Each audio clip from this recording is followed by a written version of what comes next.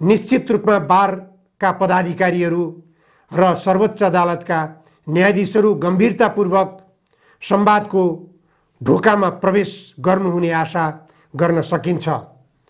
संवाद बिना कुनै पनि द्वन्द्वको समाधान हुँदैन। जतिसुकै ठुला ठुला युद्धहरू पनि संवादबाटै समाधान भएका छन्। ठुला ठुला युद्धहरूलाई समेत समाधान गर्न सक्ने संवादको बाटो न्यायमूर्तिहरूले अवश्य पनि पहिल्याउनु पर्दछ। न्यायमूर्तिहरूका अभिन्न अङ्गका रूपमा रहेका बारका पदाधिकारीहरू पनि यसमा गम्भीर बन्नै पर्छ। प्रधान न्यायाधीशको राजीनामा कसरी, प्रधान न्यायाधीशको पदमुक्ति कसरी भन्ने कुरा संविधानले स्पष्ट व्यवस्था गरेको छ। संविधान सम्मत ढङ्गले अगाडि बढ्दा द्वन्द्व समाधानको सबैभन्दा उपयुक्त बाटो त्यही हुन्छ। यदि संविधान विपरीत बारका पदाधिकारीहरू जसले संविधानको व्याख्यामा इजलासलाई सहयोग पुर्याउने गर्दछन् र इजलासका न्यायाधीशहरू जसले संविधानको समेत व्याख्या गर्ने ठाउँमा बसेका हुन्छन् र उनीहरूप्रति जनताको आस्था र विश्वास रहेको हुन्छ, उनीहरू नै संविधानलाई उल्लङ्घन गरेर संविधान विपरीत जान खोज्ने हो भने यो संविधान च्यातेर फालिदिए हुन्छ।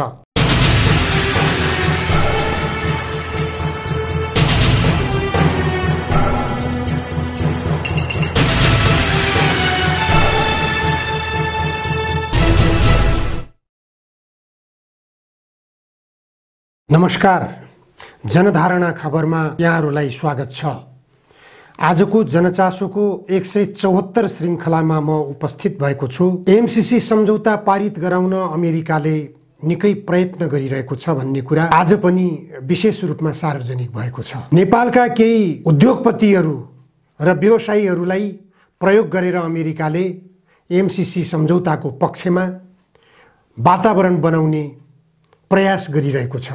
त्यो प्रयास स्वरूप नेपाल अमेरिका उद्योग वाणिज्य सङ्घका अध्यक्ष किरण साखा, नेपाल उद्योग वाणिज्य महासङ्घका उपाध्यक्ष दिनेश श्रेष्ठ, नेपाल उद्योग परिसङ्घका उपाध्यक्ष वीरेन्द्रराज पाण्डे, नेपाल चेम्बर अफ कमर्सका उपाध्यक्ष कमलेश कुमार अग्रवालले ज्ञापन पत्र जारी गरेका छन् र ज्ञापन पत्रमा एमसीसी सम्झौता तुरुन्त लागू गरियोस्, त्यसलाई कार्यान्वयन गरियोस् भनिएको छ। त्यसै गरी स्वतन्त्र ऊर्जा उत्पादक संस्था इप्पानका उपाध्यक्ष गणेश कार्की र नेपाल निर्माण व्यवसायी महासङ्घका उपाध्यक्ष आङ दोर्जे लामाले पनि उक्त ज्ञापन पत्रमा दस्तखत गरेका छन्। प्रधानमन्त्री शेरबहादुर देउवालाई भेटेर यी उद्यमी व्यवसायीहरूले यो ज्ञापन पत्र दिएका छन्। प्रधानमन्त्री शेरबहादुर देउवा स्वयं एमसीसी सम्झौता यथास्थितिमै पास गर्नुपर्छ भन्ने पक्षमा हुनुहुन्छ। उहाँले आफ्नो तर्फबाट लबिङ गर्दै आउनुभएको छ, त्यो स्पष्ट छ। प्रधानमन्त्री शेरबहादुर देउवा जलवायु परिवर्तन सम्बन्धी विश्व सम्मेलनमा सहभागी हुन बेलायततर्फ गएको बेला एमसीसीका केन्द्रीय पदाधिकारीसँग बेलायतमै भेटवार्ता गरेको समेत खुलासा भएको थियो। बेलायतबाट नेपाल फर्के लगत्तै प्रधानमन्त्री देउवाले एमसीसी सम्झौता कार्यान्वयन गर्नको निम्ति, त्यसलाई पारित गराउनको निम्ति प्रचण्डजीले र मैले संयुक्त दस्तखत गरेर अमेरिकालाई दिइसकेका छौँ भन्ने अभिव्यक्ति दिनुभएको थियो। त्यो अभिव्यक्तिलाई प्रचण्डले खण्डन पनि गरिसक्नु भएको छ। त्यस्तो आशयको अभिव्यक्ति होइन, त्यसमा केही संशोधन गरेर मात्र पारित गर्ने भन्ने अभिव्यक्ति हो, त्यस्तो खालको पत्राचार गरिएको हो भनेर प्रचण्डले भन्नुभएको छ। तर पनि प्रचण्डको पार्टी नेकपा माओवादी केन्द्रले यथास्थितिमा पारित नगर्ने, संशोधन गरेर मात्र पारित गर्ने भन्ने निर्णय गरेपछि एमसीसी सम्झौता अन्यलमा पुगेको छ। त्यो सम्झौताले संसदमा प्रवेश पाउने वातावरण बनिरहेको छैन। तर राजनीतिक दलका नेताहरू अमेरिकालाई आश्वासनमै झुलाएर नेपाली जनतालाई पनि भ्रममा पारेर, भ्रम सृजना गराएर, नेपाली जनता बीचमा विभाजन गराएर एमसीसी सम्झौताको पक्षमा यसरी वक्तव्यबाजी गराउने, होडबाजी चलाएर यो एमसीसी सम्झौताको पक्षमा वातावरण बनाउने प्रयास भइरहेको छ। केही दिन अघि नेपाल उद्योग वाणिज्य महासङ्घका अध्यक्ष लगायतका अन्य 3 व्यवसायी सङ्गठनका अध्यक्षहरूले एमसीसी सम्झौता पारित गर्नुपर्छ भनेर वक्तव्य जारी गरेका थिए। अहिले उपाध्यक्षहरूबाट यसरी वक्तव्य जारी गर्न लगाइएको छ। यसैबीच एमसीसीले 55 अरब नेपालमा लगानी गर्ने रकमभन्दा पनि ठुलो धनराशि नेपालमा एमसीसी सम्झौताको पक्षमा माहौल बनाउनको लागि खर्च गरिरहेको जानकारी आएको छ। त्यसमा राजनीतिक दलका केही शीर्ष नेताहरूलाई र सञ्चार माध्यमका केही व्यक्तिहरूलाई र केही सञ्चार माध्यमहरूलाई नै एमसीसीले यो रकम उपलब्ध गराइरहेको कुरा सुन्नमा आएको छ। यदि यो सत्य हो र यो सत्य भोलि उद्घाटन भयो भने देश निश्चित रूपमा गृहयुद्धको वातावरणमा प्रवेश हुनेछ। त्यो अवस्थामा सरकारले सम्हाल्न सक्ने अवस्था हुने छैन। एमसीसी सम्झौता भनेको नेपालको अहितमा छ। नेपालको राष्ट्रियतालाई संवेदनशील अवस्थामा पुर्याउँछ। यो एमसीसी सम्झौताले नेपाललाई अमेरिकाको उपनिवेश बनाउँछ, नेपालको जलसम्पदामा भारतको कब्जा कायम गराउँछ, नेपालको प्राकृतिक सम्पदामा अमेरिकाको कब्जा कायम गराउँछ, नेपालको कानुन र संविधानलाई निष्क्रिय गराउँछ। यी सबै कुराहरू हुँदाहुँदै पनि अर्को महत्त्वपूर्ण पाटो के छ भने एमसीसी सम्झौता अन्तर्गत भएका खर्च, त्यसमा गरिएको लगानी सम्बन्धमा लेखा परीक्षण नेपालले गर्न पाउने छैन, त्यसको लेखा परीक्षण अमेरिकाले नै गर्न पाउने छ भनेर पनि सम्झौतामा लेखिएको छ। यसबाट के स्पष्ट हुन्छ भने 55 अरब रुपियाँ एमसीसी सम्झौता मार्फत अमेरिकाले लगानी गर्ने भनिएको भए पनि त्योभन्दा धेरै रकम एमसीसी सम्झौताको पक्षमा माहौल बनाउन र नेपाललाई अमेरिकाले उपनिवेश बनाउनको निम्ति यहाँ आफ्ना दलालहरू निर्माण गर्न, दलालहरू बनाउन एमसीसी मातहतबाट त्यो खर्च हुनेछ, जसको लेखा परीक्षण नेपालले गर्न पाउने छैन। कति लगानी भयो, कति लगानी आयो, यो विषयमा नेपालले गर्न नपाउने प्रावधान त्यसै कारण पनि राखिएको भन्ने कुरा स्पष्ट हुन्छ। यति मात्र होइन, त्यस एमसीसी सम्झौता अन्तर्गत अमेरिकाबाट ल्याइने कुनै पनि सामानहरू निर्बाध रूपले अन्तर्राष्ट्रिय विमानस्थलबाट भित्रिनेछन्। ती सामानहरूको निरीक्षण सोधखोज गर्ने, त्यो परीक्षण गर्ने के आयो भनेर सोधखोज गर्ने समेत अधिकार नेपाल सरकारलाई रहने छैन। ती सामानहरूमा हतियार आए पनि नेपाल सरकारले कुनै चासो राख्न पाउने छैन। चासो राखे पनि त्यो जानकारी पाउने अवस्था रहने छैन।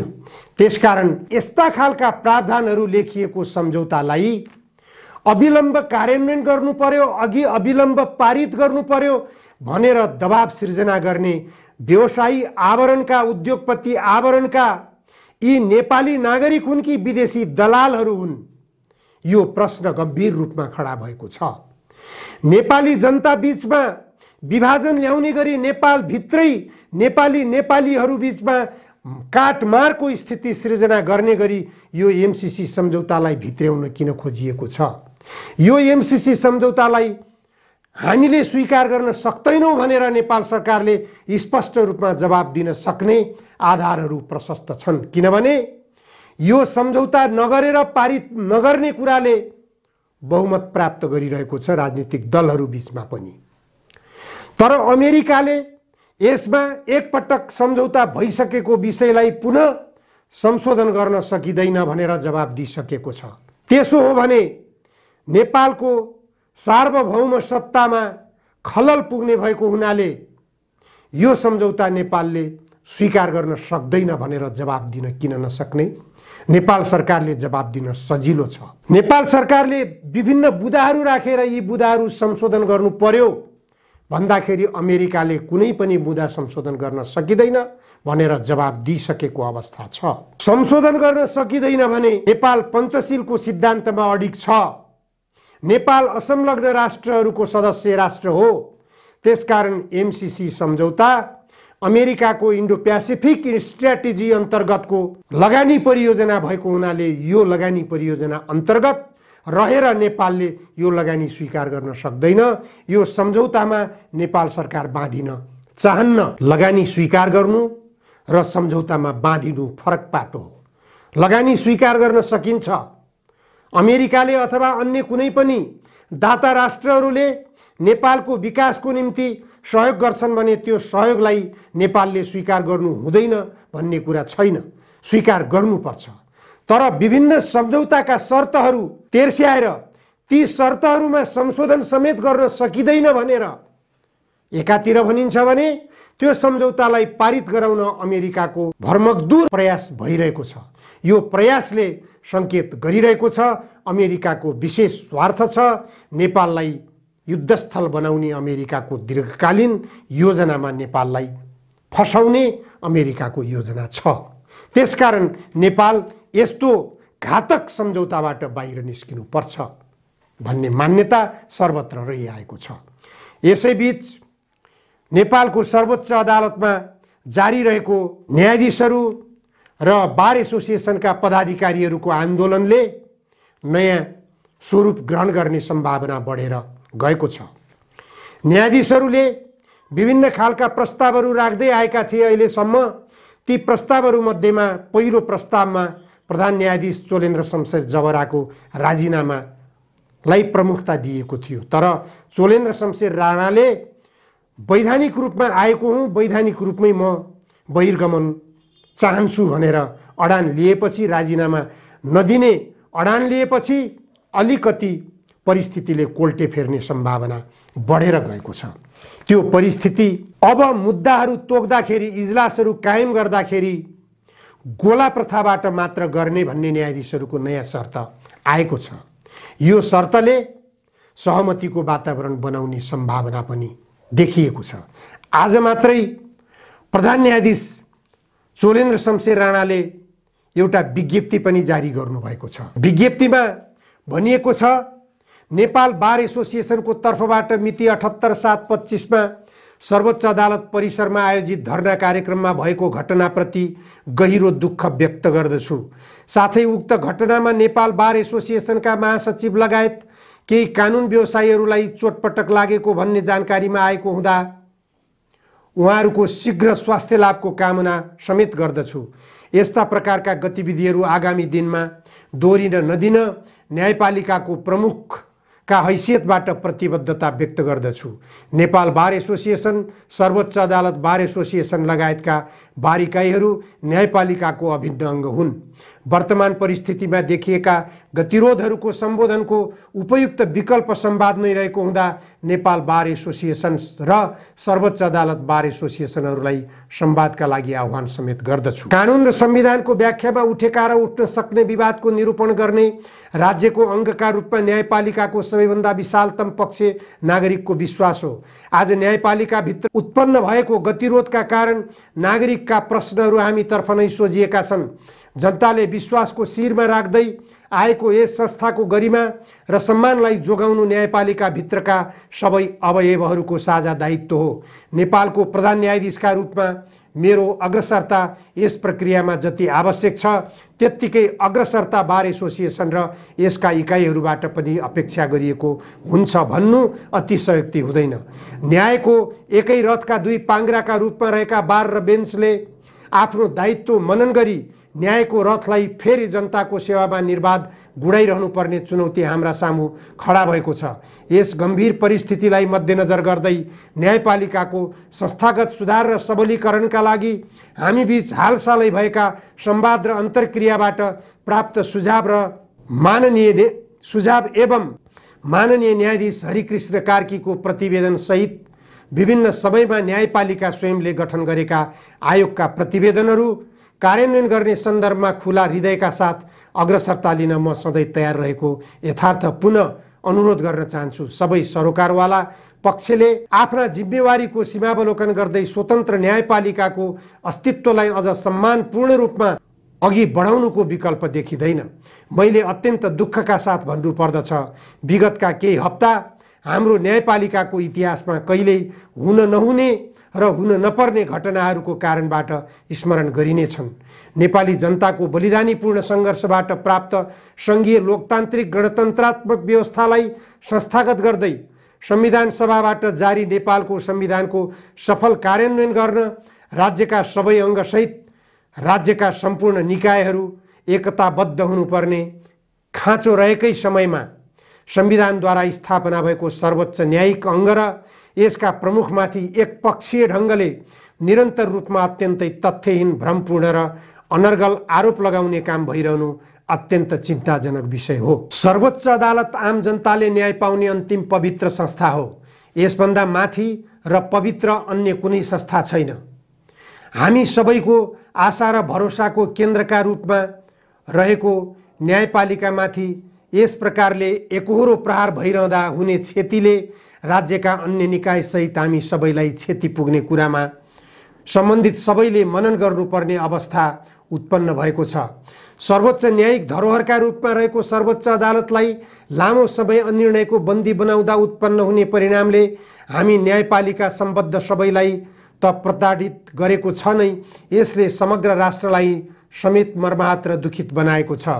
यस बीचका घटनाक्रमले न्यायपालिकाको पवित्रता, गरिमा एवं न्यायिक सर्वोच्चताको हाम्रो महान विरासतमाथि जसरी प्रश्न उठेको छ, त्यसका सम्भावित दूरगामी प्रभावको कल्पना मात्रले पनि हाम्रो हृदय कम्पित हुनुपर्दछ।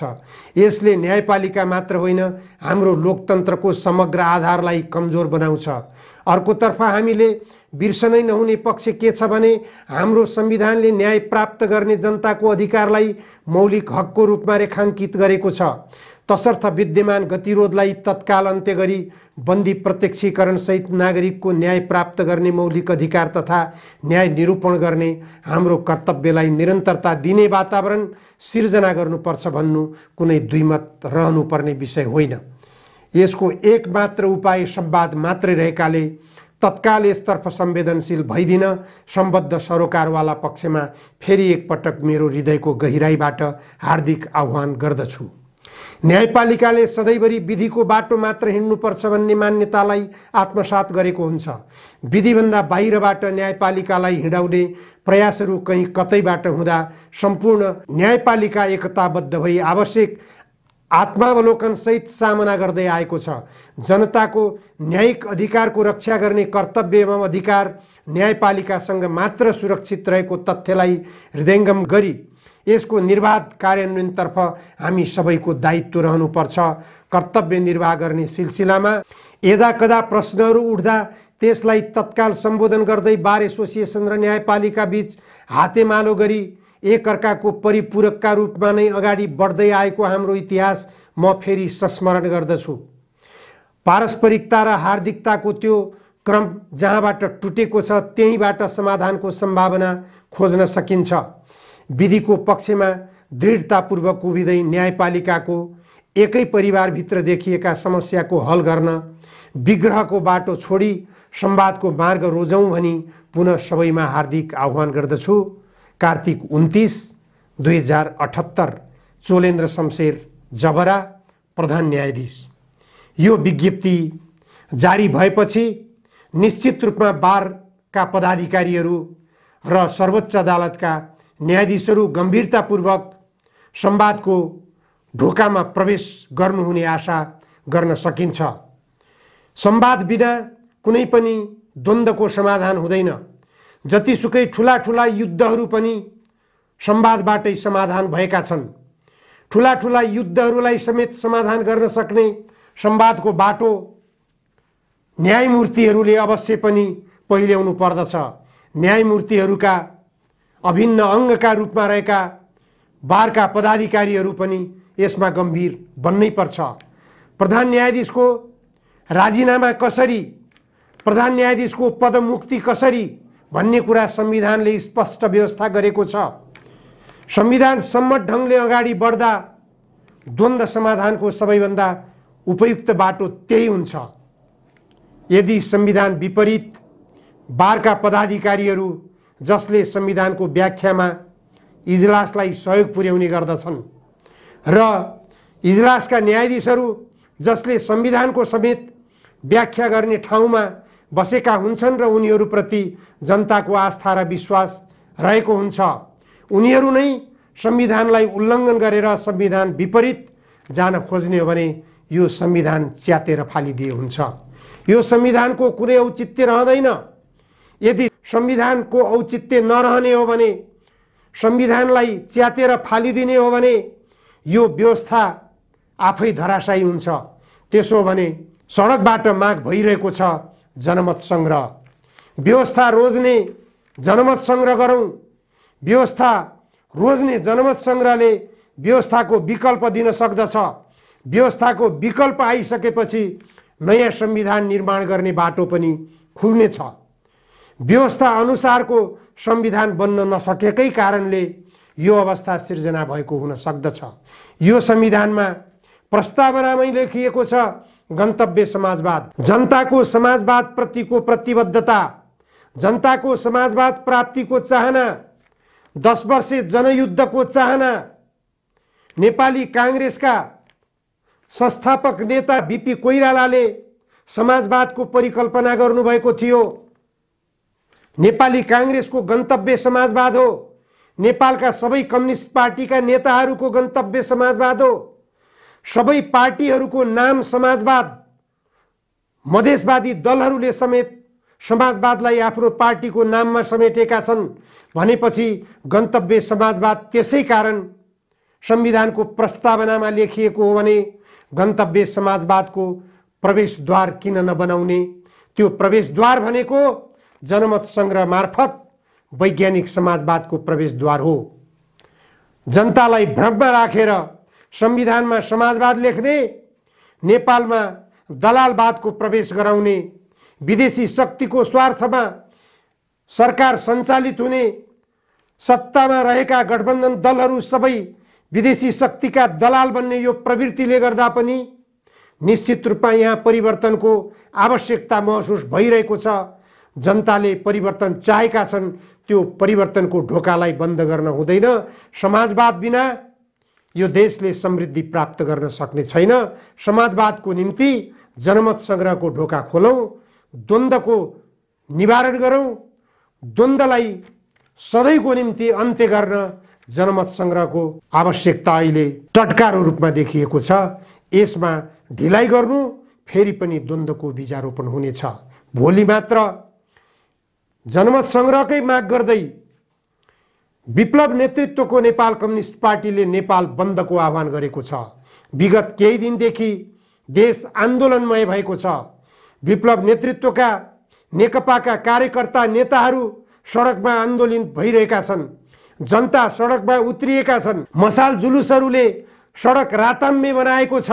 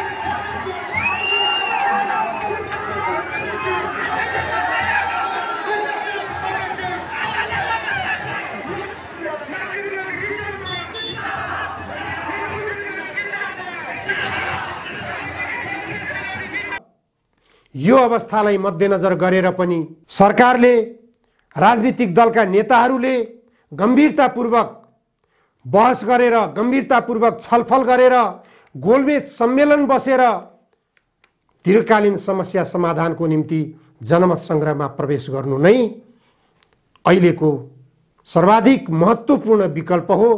यो विकल्प यसकारण पनि जरुरी छ, अहिलेको यो संविधान असफल भइसकेको छ। यो व्यवस्था विदेशीहरूको दलाल व्यवस्था भइसकेको छ। यो व्यवस्था अन्तर्गत विदेशीहरूले यो देशमा विभिन्न किसिमका स्वार्थ हासिल गर्न खोजिरहेका छन्।